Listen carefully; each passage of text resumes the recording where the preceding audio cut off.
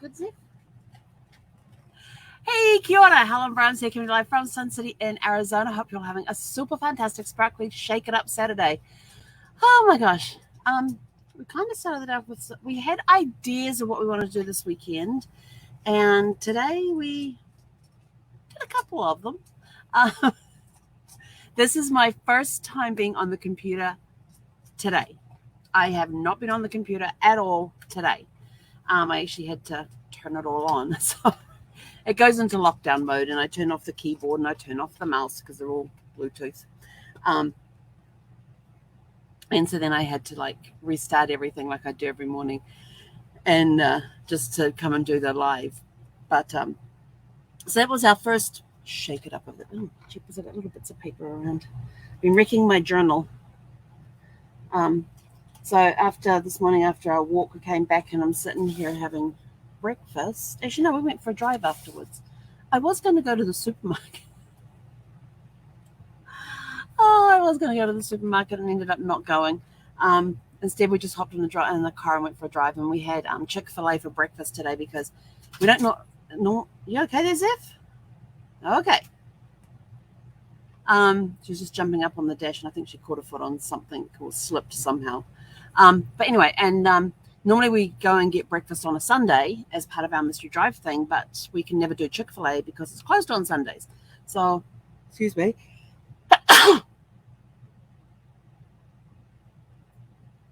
Okay, I think that's the only one that's going to happen with my breathe. Leave my breathe.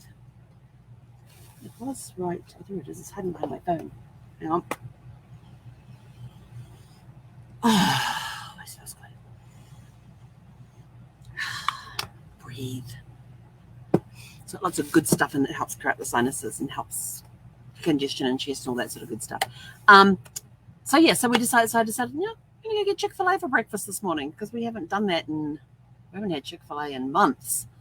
And so we went off and did that and came back again. And then we got back here and I sat down here ready to get on and figure out what I was going to do for the day. And I saw my Reckitt journal. You can tell this because I'm already putting holes in the covers and everything else. I finally got the spine to, it told me to crack the spine, so I did. And it tells you to put, it said here, where was it? It's on one of these. Hopefully it's going to hold together. See, starting here, it says, add your own page numbers. So I put page number 47. And then on another page I put, I don't even know what I put on this one. But this one, it had folded up several times and make cuts with scissors and unfold. So that got done. And there was one in here. I pulled out my, I have this. It is full of gel pens, and there's metallic gel pens in there. There's regular gel pens in there. There's neon gel pens in there. There's sparkle gel pens in there. I don't know, but there's like 130 something gel pens in this thing. It was one of those big packs that I got. So I sat here with this open, and I came across this page, and it said, fill this page with colored circles as many as you can fit. I read that, filled this page with colored in circles, and the word in isn't even on there, but this is what the page ended up looking like. And I was halfway through creating all these lovely colored, we're adding a circle and coloring them in. And you can even see where my hand has smeared some of the prints and everything else. This is page number 77. I don't actually know what page number it is. I just made it up and put it there. And I was halfway through and I realized, I was meant to do circles, not color the circles in, but my own interpretation. So yeah, I did get this. I did get the spine to crack. It's one of the instructions is to crack the spine. So yeah. And then I had another page ready to go for tomorrow as well. But these journals, these Reckitt journals, are all literally about wrecking the journal. If your journal looks good when you have finished with it, then you haven't wrecked it properly. The idea, there's even one in here where you get somebody to do something to the page. They even tell you on one page, take the journal in the shower with you. Okay. And then they've got 1 equals blue, 2 equals red, 3 equals black, 4 equals yellow. Roll a die to find out what color this page will be. And I'm like, there's no 5 or 6, but that's okay. I will just put that'll be the dive the hand in the bag and pull one out. Yeah, there's even ones where you can get people to. There's one there that says sew the page. Oh, there was one that said, yeah, here it is. There's actually, it's on the outside. You can just faintly see through this. It says glue, staple, or tape these pages together. So I've actually got my trusty double-sided tape here. So these page 73 got glued to whatever numbers these were going. Oh, I forgot to number those pages before I glued them before I taped them together. Oh well. But the whole idea is to completely wreck the journal as much as you can, so that by the time you finish doing everything that is in here, this thing is a mess. That's the whole purpose of these wreck journals. They've actually been having them out now for 10 years. And for the 10th anniversary, they did these colored ones. And they even provided you with colored pages in the back to help you wreck the journal. Oh my gosh. So I've been having a blast with that one. So I had a blast with that today. And then I just felt like reading. So I went and lay down on the bed and read my Kindle, a book on my Kindle. But then I totally forgot that I'm supposed to be reading this book. And I even still have my little pages of notes, little note pages in here. But I did not pick this book up today. I was like, well, that's really weird because I really want to read it. But I went and finished another book instead. But I didn't nap. I didn't nap till 6:30. And then got up, did some tidying up. And then I was sort of like, I looked at my pedometer and I thought, I need some more numbers on there. And I thought, and I really want to watch. We had watched The Empire Strikes Back the other day. So now we're on to episode 6 of Star Wars, The Return of the Jedi. I thought, well, maybe we'll put that on. And so we watched that, and during the whole opening thing with all the music and everything and the scrolling of the words, and I think it was like the first almost 10 minutes, because it was 9 minutes and 40 something seconds when I paused to see how long I'd been walking in place. I just stood there and just marched in place. And then some other part during the movie, I got up and started marching again. And then at the end, when they were doing all of the celebrations after the emperor had been killed and, the fall of the empire had occurred, I went and I was standing up during that whole last scene, the closing credits, and just marching in place. It was kind of more like a dance in place during that time too. And we actually did 2 walks today, didn't we, Zeffie? 3 walks. Yeah, we did another one because when we came back from our first walk, I put her on the long lead so I could get all of the recycling stuff in the car. So I got all the recycling stuff in the car, and because usually it's flat cardboard stuff, so I can't carry that and control a dog leash. So I had her on the long leash while I did that. And then we took all the trash over to the trash can, except the regular trash. We totally forgot about that. We took the recycling over and totally forgot to take the regular trash bag with us. So we did that tonight on our walk. And that was when we decided to go for breakfast and go get Chick-fil-A. And so we did that. And it's been a really good day of kind of next to nothing. I got little tasks done around the RV. And we got the tanks. We just finished emptying the black tank and filling up the water tank, and the gray tank we leave open, except for when I'm cleaning out the black tank. Then I close it and make sure I open it up afterwards. So we got the tanks done. What else did we do? Oh, we did do shopping in the end. We got the Instacart to deliver everything. But I couldn't find, it was like, the recipe said you needed 14 ounces of caramel topping. I could find a 12 ounce and I could find a 16 ounce. So we ended up with a 16 ounce. But the 16 ounce is more of a sauce than the topping. So it's probably a little runnier, but we'll see if it works for the ice cream tomorrow. Because we're doing ice cream tomorrow morning at 9 o'clock. 9 o'clock we're doing homemade Argentine ice cream. And I've got the cream, I've got the whole milk, I got the chocolate chips, and I got the caramel topping. So yes, 9 a.m. tomorrow morning we're going to be making, and I have to make room in the refrigerator because I guess it's going to have to go in there. Yeah, because it's 200 milliliters, so it's just under a cup. So 200 milliliters of cream, 200 milliliters of milk, and then the caramel topping and the chocolate chips, and it all gets beaten up together, which means it's going to volume. So we're probably looking about 4 cups worth. So I'm going to have to make sure I have enough room in my freezer. Might have to reorganize the freezer tonight to make sure we've got room to put the ice cream in tomorrow morning so it freezes up. I didn't think of that because I got a big bag of frozen fruit because my other bag of frozen fruit is almost done, and I'm going to go make myself a shake after this, and that'll finish that bag off. Yeah, I probably should have waited on the frozen fruit till tomorrow. We shall see. But I'm going to make some room in there tonight, and maybe I'll take something out and defrost it so we can have it for dinner tomorrow. That will help. Yeah, but that wouldn't help much. I have to go repack my freezer. Yes, it's not quite full. It's probably about 3/4 full, so I just have to rearrange it so I can get a bowl in there with the ice cream in it. Oh, and I have to pull my mixer out tonight too. So yeah, so we've got a little bit of work to do for tomorrow, but that's okay. Today is all about shaking it up, getting out of routine, doing something new. So what new things did I do today? Absolutely nothing. I did nothing new today. But I did not follow my regular Saturday routines at all. No way, no how. I haven't, like I said, I didn't even have the computer on today, which for me is on a Saturday, not getting on the computer for anything that's unheard of. I try to remember the last time I had a Saturday where I did not turn the computer on at all, except to do my evening live. But I can't tell you the last time I did that. So yes, this is my first time on the computer today. So that was a good shake it up. And it actually felt pretty good. I did have my phone if I needed to look at anything. And I have my Alexa that I can, good, she didn't talk. Yeah, I have her too if I need to. But she is very hard to sometimes get her to do things.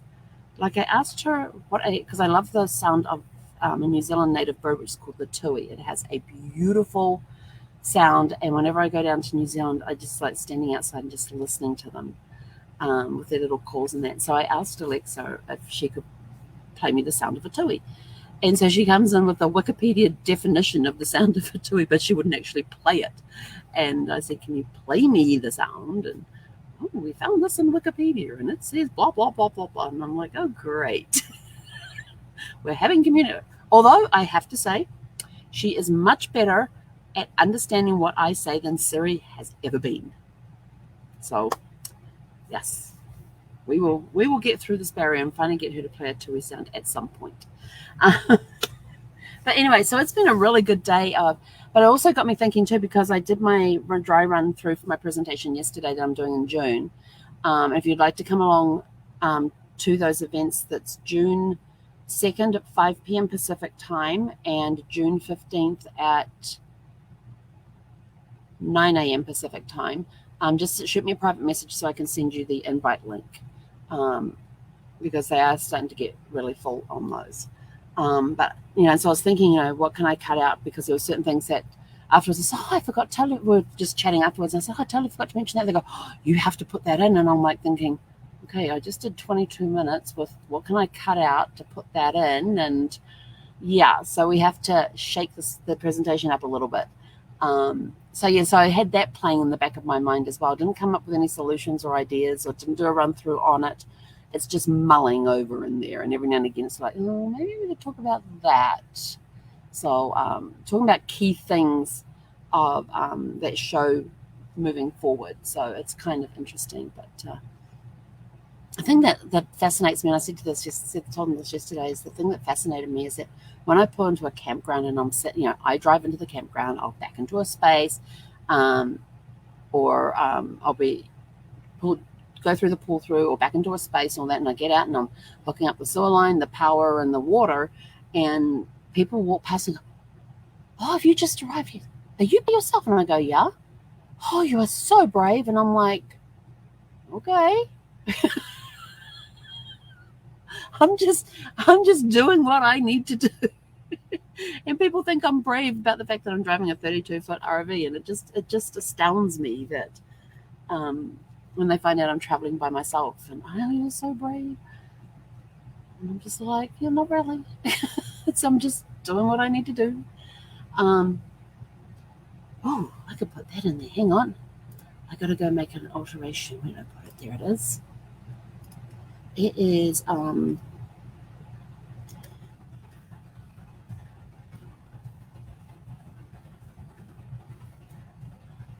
sort that out later, but I just put on my list going through stuff to prepare for other stuff. That basically means you go through different challenges. The reason that you go through challenges is because it helps you dig deeper within inside, and it helps prepare you for something better that's coming down the road. And some people go, I've been going through challenges for years and blah, blah, blah, blah, blah, blah. And I says, yeah, look at each challenge that's come along. You're prepared for it because of what you've already been through. So, yeah, going through stuff prepares you for other stuff. That's my little note to myself. Yeah, maybe I'll do some genealogy tomorrow. Tomorrow's my nothing day, except for the ice cream. I have nothing on the schedule for Sundays. We usually go for a drive and that sort of stuff. I haven't looked at the temperatures for tomorrow, so I may even go to the dog park in the morning after the ice cream. Oh, hang on. It's at 9 o'clock. We'll figure it out. I have to make sure everything, all internet stuff is completely shut down except for the one window that I need to do the Amazon Explore. Yeah, so if you're ever doing an Amazon Explore experience, make sure you shut everything down that requires the Wi-Fi. I'm not on a plugged-in Wi-Fi. So I'm on a mobile one that I use in my RV. And so I have to shut everything down, every tab that I have open, every application I have open that's running in the background. I even unplug the Fire TV stick. I unplug Alexa. It just all get, and the only thing I have open is this one computer. And actually, that one I might have to do on the laptop tomorrow. I'm going to be in the kitchen. Ooh, that's a good point. But you have to have just that one window open in the browser that's playing the Explore, and that way you have no connectivity issues at all. So I learned that the hard way. But then when we had the problem with Tristan on Thursday, it turned out it was him where he was in Chinatown. And there's something about the gates, the archways when you go into Chinatown, that he was having connectivity issue, because as soon as he walked underneath that thing and got a little clear of it, the picture suddenly cleared up. But as he approached it, and he says, yes, he says, there's just some spots in Chinatown where the reception is just ain't that good. And he said, it always seems to be around the arches. So remember that when you go to Melbourne. But anyway, so yeah, may do some genealogy tomorrow.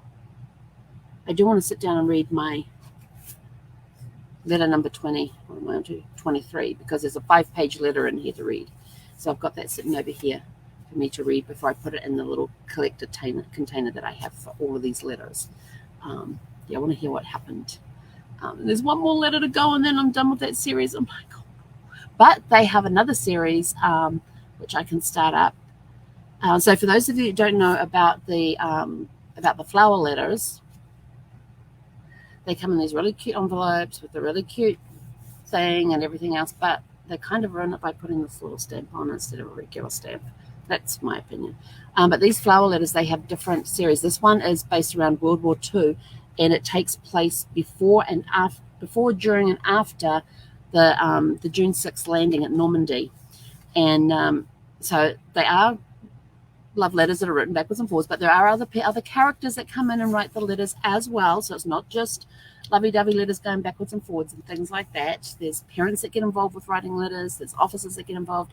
And this follows a young couple when they meet at a dance and they start their correspondence. They end up getting married, and then the war has them going in different directions and things like that, and what happens. And in Normandy, will they survive and that sort of thing, because they're both doing these dangerous missions and everything else. So yes.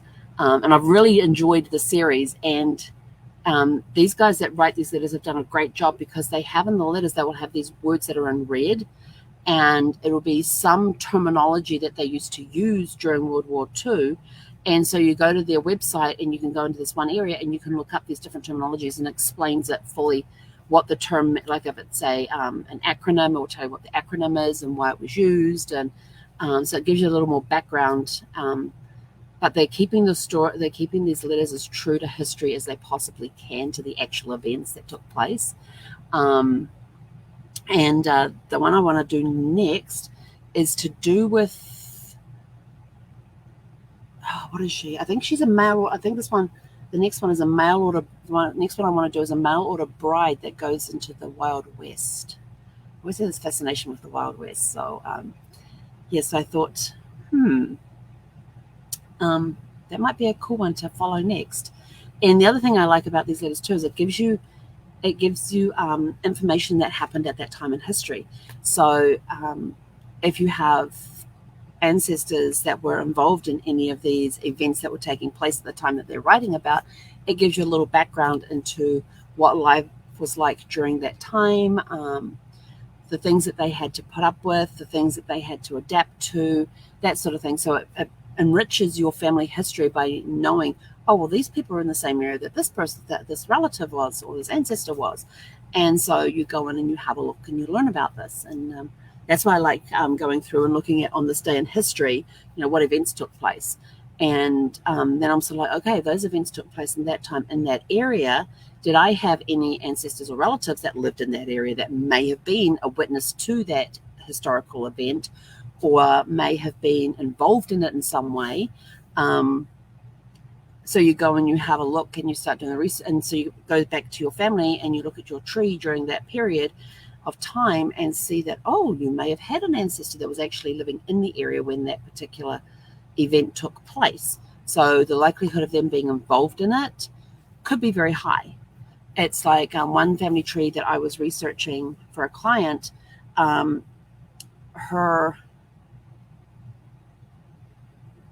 third great grandfather's niece ended up getting married into this family in this certain area at a certain time when a major event was taking place that involved several different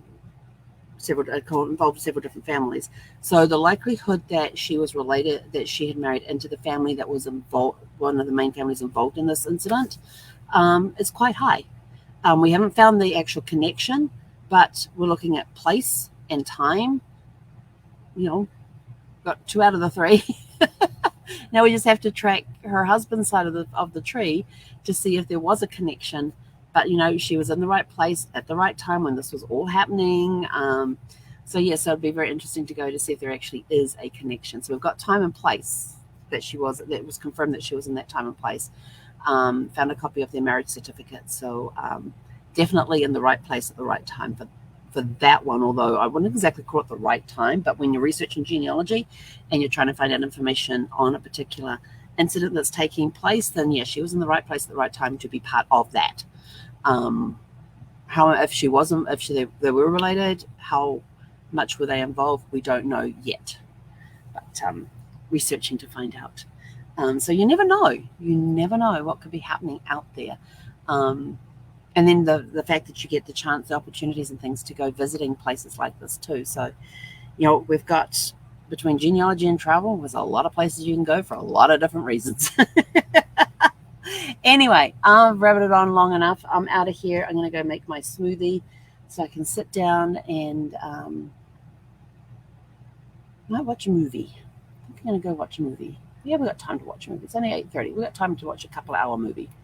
Maybe I'll find a 90-minute one. I don't know, but I'm going to go watch a movie. Anyway, go out, have a super fantastic, sparkling evening, and we'll catch you guys back here tomorrow for Serenity Sunday. And hopefully I will be able to tell you if everything works with the connections and everything. Then I'll be able to tell you about my ice cream making explore experience. So stay tuned for that one tomorrow. And that's if everything works, because there has been one time when I got cancelled one time because the tour guide cancelled the trip. Then we got on to the second one, and then I got cancelled again because the tour operator didn't show up. But there could have been connectivity on their side. But if they don't put the connection up for you to connect within 15 minutes, the thing is cancelled and you're not charged. And the cool part with these experiences is that you're not charged till after you have had the experience. So I'm down for tomorrow at 9 a.m. Pacific time, and so we'll see. Maybe I'll jump on and do a quick live afterward to let you know what it's all like. But I want the ice cream to freeze up first so I can tell you how it tastes. Because I'll definitely tell you how it tastes unfrozen, and I want to get it frozen so I can tell you, so I can show it to you frozen instead of just going, yeah, have a look at this bowl before I pour it all over my computer. Anyway, go have a super fantastic sparkling evening, and we'll catch you guys back tomorrow for Serenity Sunday. Hey, konera.